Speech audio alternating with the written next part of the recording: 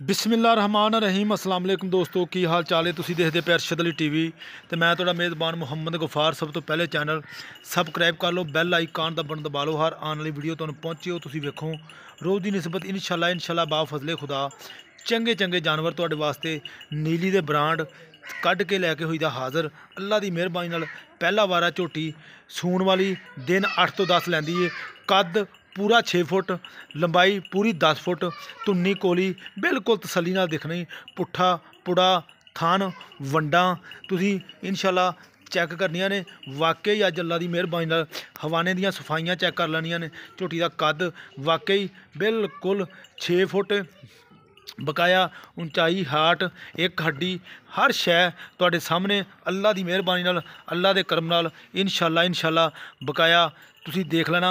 वाकई ही पैलन या दूजा वारा वंडा चैक करनियां ने झोटी दियां कैसियां प्यारियां। 6,500 झोटी घरेलू झोटी है, अल्लाह की मेहरबानी नाल तुहानूं दिखाउणी है। इंशाल्लाह सौदे हुंदे सारे नसीबां दे, मेहनत कोशिश दे नाल। तुहानूं पता तुहाडा वीर कम करदा, जिहड़ा डंगर चंगा आवे फिर वीडियो लाई जाती है। उस तो हट के एवें मुल मंगी जाने, एवें मामलात कीती जाने, वो गल बात नहीं। इंशाल्लाह बकाया झोटी प्योर नीली दी ना होवे, घरेलू ना होवे, बिल्कुल हर शै दी गारंटी है। मूँह चों 6 दंद लई फिरदी है।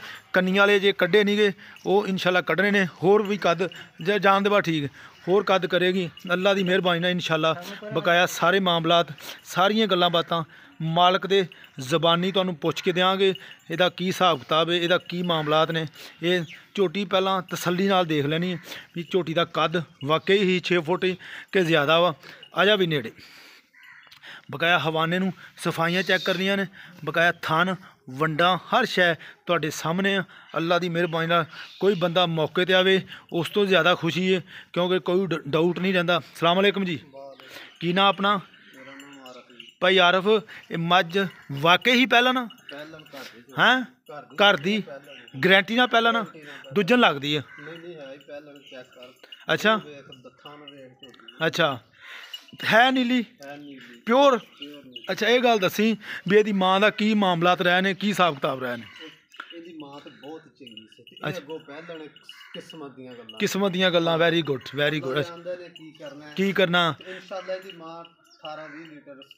ਸਕੂਨ आराम नाल ही करती थी। अच्छा करना भी चाहिए सी। अच्छा मूँह चो 6 दंद ने, वो मैं देख लैने। दिन किन्ने लैंदी भाई यार? 8 तो 10 लै सकदी, 12 भी लै सकदी। अच्छा 8 तो 10 उस तो हट के 12 भी लै सकदी। अच्छा तो इंशाल्लाह दुध इनू मेरा तो अंदाजे नाल 15-16 लीटर देवेगी। अच्छा कद वाकई वड्डा माशाल्लाह। अच्छा तो थान थून सफाई बिल्कुल साफ ने। अच्छा ये 8 तो 10 होर लै जाएगी इंशाल्लाह। अच्छा भाई आरफ, जायज़ या मुल करना ने प्यार मुहब्बत वाला, जेह्ड़ा व्यापारियों कोलों मुल मंगी जाना ना, ये मामलात नहीं करने साढ़े नाल। साढ़े नाल मुल वो करना जिन्ने दी मझ सेल करनी है। पक्की गल। अच्छा जिमें भी जेह्ड़ा भी मामलात करे भी मुल 8 लाख है तो जो मर्जी की जाए, कोई 6 लाख तो 50,000 की बेचनी, एदों घट नहीं सेल करनी। कोई लवे तो भावें ऊँ ही ना लवे, वो मर्जी। अच्छा मझ प्योर नीली दी, ये कोई दूजा राय नहीं। अल्लाह की मेहरबानी नाल मझ पंडां दे हवाने ये लई फिरदी है। पहलन होके घर दी झोटी आ इंशाल्लाह। शेप नहीं कोई मामलात नहीं, पहला ही बंदा पहला ही टच किया तेनों इंशाल्लाह। बकाया इंशाल्लाह मझ दी हाइट लंबाई सारा तुसी तसल्ली नाल देख लैनी है इंशाल्लाह। मझ धुन्नी तो लैके सार तक हवाना ही हवाना लई फिरदी। थना दियां वंडां बूथी मझ नूं हर शै बिल्कुल तसल्ली नाल दिखा दी है। सौदे हुंदे नसीबां दे 6 लाख ते 50,000 रुपया की डिमांड आ। थोड़ा बहुता प्यार मुहब्बत जरूर होवेगा, क्योंकि सौदे दे विच कसम नहीं हुंदी। किराया मराया इंशाल्लाह छड़ा के देंगे इंशाल्लाह। मिलते अच्छी और बेहतरीन वीडियो नाल।